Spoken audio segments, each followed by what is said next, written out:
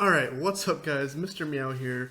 Really excited for this new Apex content. So today they are launching the Chaos Theory Collection event. And I'm going to get into a lot of details. It's launching at about 1 o'clock. At the time that I'm making this video, it is about 10.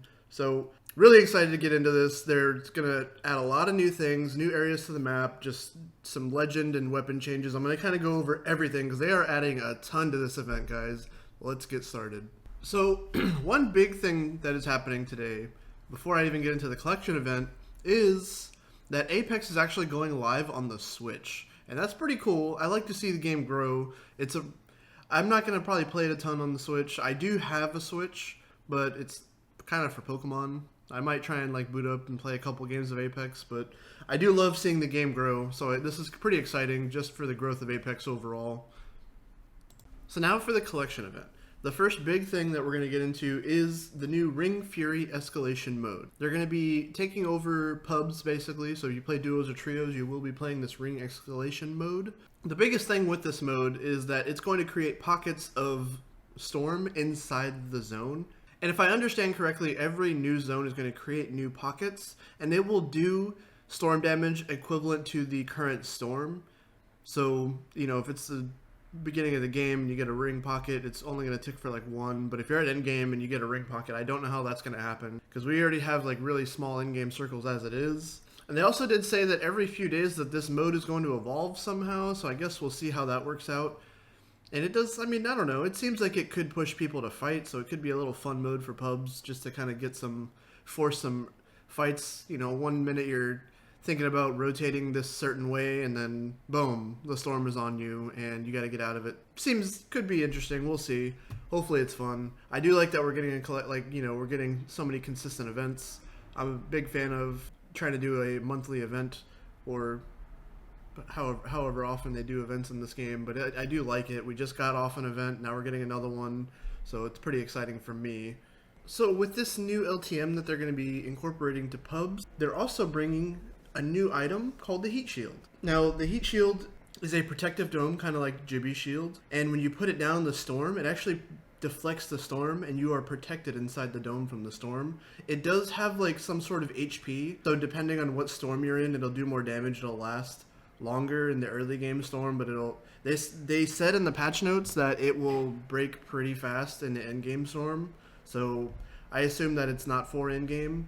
But yeah, if you activate this Heat Shield in the storm, it actually gives you an ability of healing 50% faster and 25% faster rezzing, but that you only get those effects in the storm. So if you're not in the storm, you won't get the additional healing, the additional res speed, which is still pretty cool.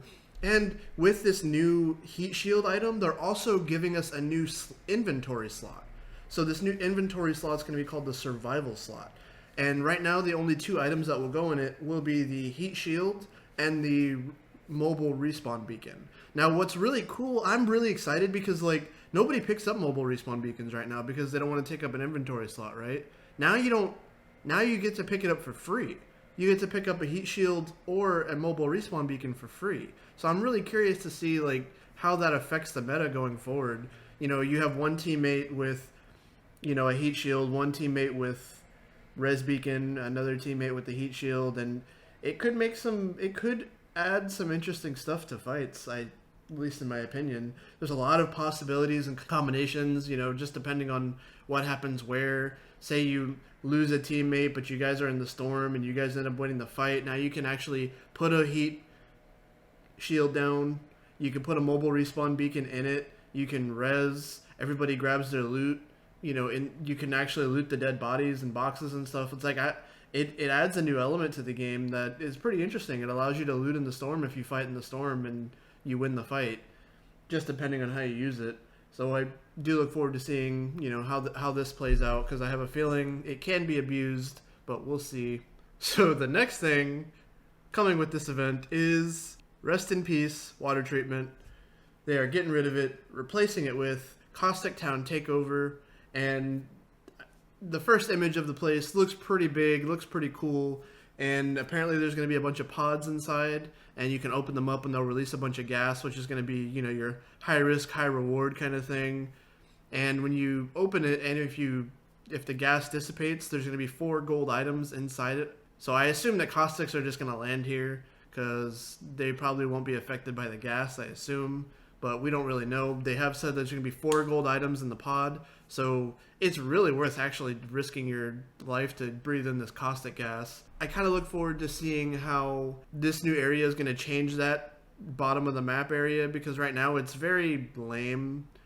The whole section on the bottom is kind of whack, so I'm hoping that this brings some life to that area of the map, because, you know, they changed the top of the map and they made a lot of cool changes, so I'm kind of hoping that these changes also just make the map flow better. But yeah, we got new area coming in. Goodbye water treatment. Welcome Caustic Town Takeover. So with all that, they are also going to be having a new collection event, so a lot of new collection items, skins, weapon skins, character skins, things like that.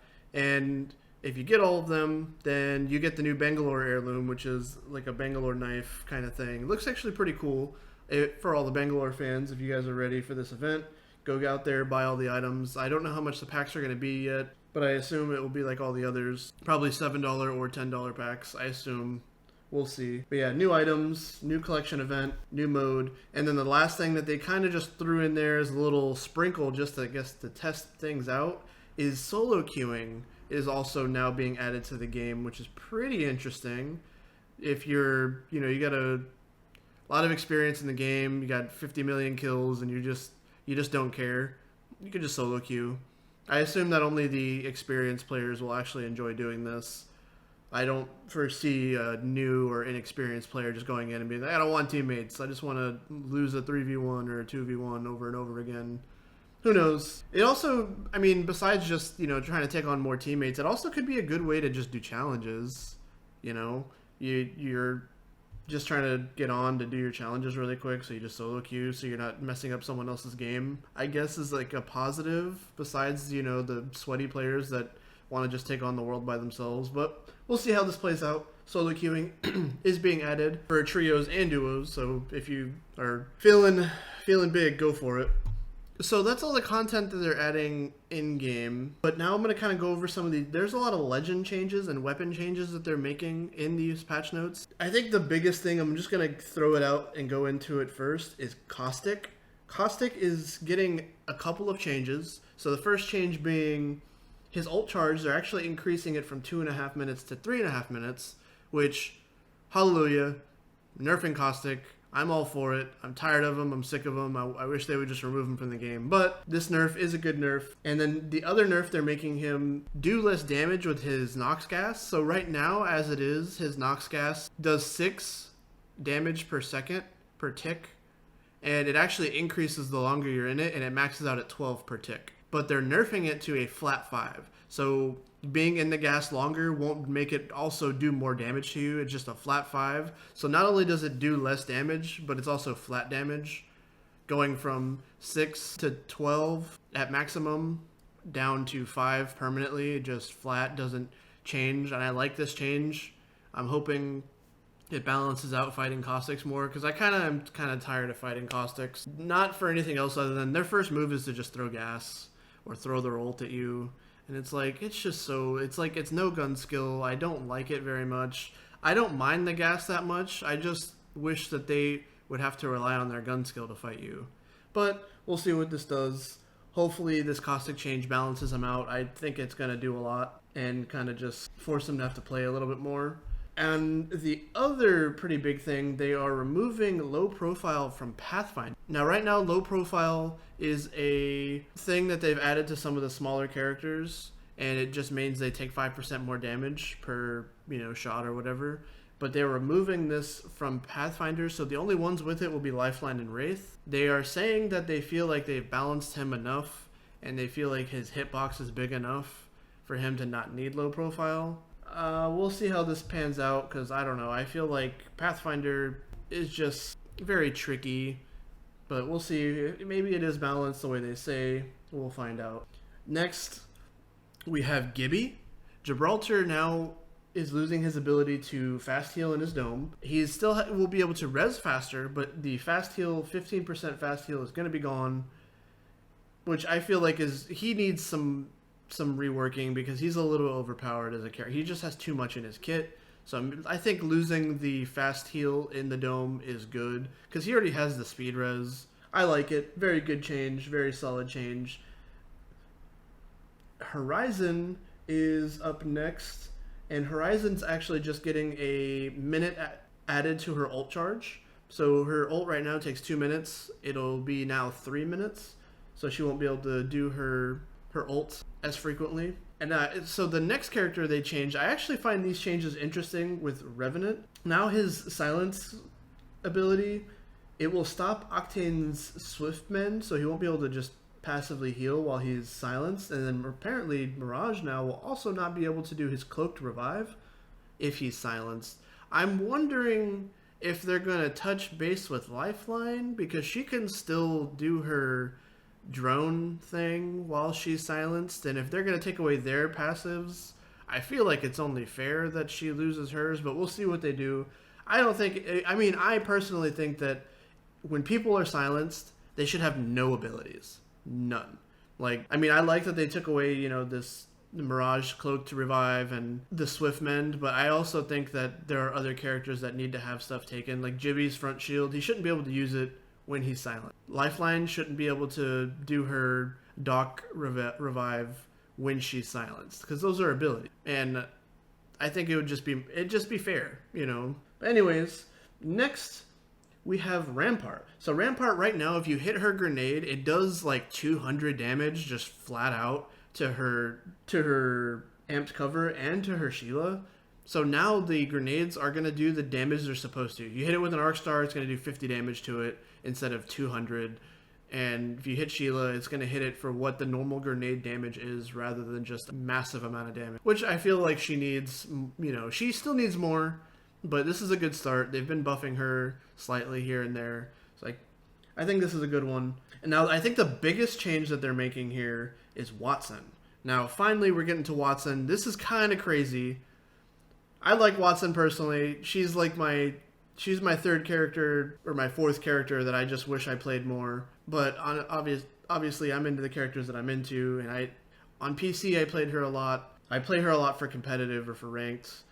But her new ability is passive shield regen, like Octane has for his health. Now hers is 0.5 and his is 1, so she actually will be regenning her shield half the rate that Octane regens his health, but it stacks for her in her ult, so she will be able to passively heal her shields and have her ult healing her shields at the same time. So that's kind of crazy. So that if she has her ult, if she's in it, she actually has the same rate as Octane, which is pretty nuts. I think she's also needed a lot. This game has been getting very fast paced, and I'll kind of get into that in a minute after I go over the weapon changes. So a couple weapon changes that they have also going. The big one up front is the Mastiff. Mastiff is getting a pretty big nerf. The pellet spread damage is going to be 13 down to 11, so each pellet is losing 2 damage, which they are saying is going to stop. It's going to lower the 2-shot rate for the Mastiff. They're saying that they don't like the 2-shot rate that the Mastiff has right now, and obviously if you've been playing the game, we are in a current state where the Mastiff is just kind of everywhere. People are just running at each other, just popping shots, and the guns become pretty popular. While I personally miss the Peacekeeper more, I do like this nerf. I do feel like it's balanced. And to kind of compensate for the lesser damage, they increased the fire rate slightly for the Mastiff. So it's increased from 1 to 1.1. Don't really know what that speed measures, but they decreased the damage, increased the fire rate slightly. So we'll see how that works out. The Wingman is also getting 1 bullet added to each mag, so they're kind of slightly buffing the Wingman. We'll see how that pans out. And now the Hemlock finally is getting an increased hipfire spread, so I guess they don't want people hip firing it that accurately close range, I'm assuming. And those are kind of all the changes for the weapons and legends for the time being. I do like them. I feel like they're all pretty balanced and moving the game in the right direction. And I mean, like I said, I do think Rampart needs a few more things. And overall, I think some of the other legends need some buffing. And that's kind of just because I feel like this meta is extremely aggressive, which is super fun. But I think it kind of leaves some of the legends just kind of looking in. Everybody wants to play Octane. Everybody wants to play Horizon, everybody wants to play like all the aggressive characters. So it kind of just leaves the other characters just sitting there going, nobody wants to play us because we're not good in fights. We're not good for pushing. We're not good for being aggressive. And, that's why I'm kind of glad they did buff Watson. I do hope that they kind of rework things a little bit more with Rampart, because I feel like she's just impossible to use. If she doesn't have her walls up, she's completely worthless. And getting her walls up was a challenge, but they've been kind of making it easier for her. But we'll see. I do think that right now the current meta is very aggressive, very fast-paced, very in-your-face. And ranked is kind of the same thing. Ranked, I don't really feel like has much team composition right now. I think it's just kind of like, in playing it, it was just like everybody just is on their own trying to run and survive. There's no way to really set up a Caustic or a Watson because literally chaos is just happening at endgame. And it's fun, don't get me wrong. But I have seen a lot of competitive players very frustrated with this meta. I've seen a lot of friends and other streamers very frustrated with this meta because of just the weird pace of it. Like, I feel like the pace of it is like pubs, and that can be weird, but we'll see. I do think that they have been paying attention to everybody's disdain for this current meta, and I also think that a part of it is the ranked split being on Kings Canyon. A lot of people don't like Kings Canyon for ranked, and I kind of, after playing this split, I've kind of agreed with it just because the map is just way too small. There's not really a lot of control. Things just break out. There's nothing you can really do. So we'll kind of see what happens. But I have overall been enjoying this season so far. Very aggressive. I've been playing a lot of pubs just because this is a fun pub season. Just because everything's fast-paced and crazy. But again, guys, I do appreciate everybody for coming in and listening to it. Hopefully you guys like this. This is my first patch notes kind of video that I've ever done. So if you guys like it, I'm willing to keep doing these in the future for zombies and for Apex. I really want to cover more Apex stuff, so I'm really hoping they keep releasing more content like this because I honestly do love it. And I'm considering doing like something covering ranked for Apex. We'll see, because I have gotten to Diamond on PC and Xbox. I need a team if I ever want to get to Masters, but we'll see if that ever gets there. But I do appreciate all you guys. I will see you guys later. If you like this video, don't forget to like and subscribe.